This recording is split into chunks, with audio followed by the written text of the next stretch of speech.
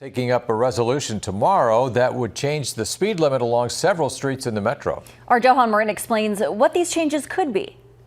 John and Jacqueline, the resolution is to change the speed limit on 19th Street from Dodge to Chicago and on Florence from Chicago to Cummings Street. It currently is 30 miles per hour, but the city wants to drop it to 25.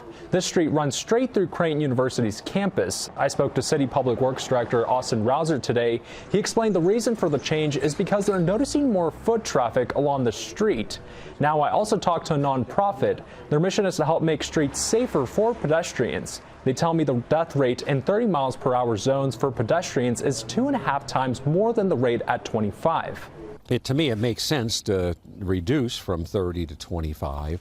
You know, just when you consider the stopping distance that it takes once you observe a pedestrian being present.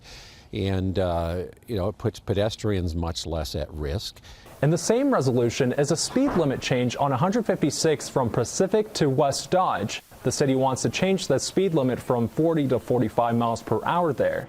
This is after the city recently widened the street to 4 lanes with a dividing median.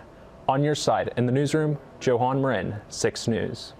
City Council meets at 2 o'clock tomorrow. We'll have an update with the decision on the resolution as soon as it happens. We're on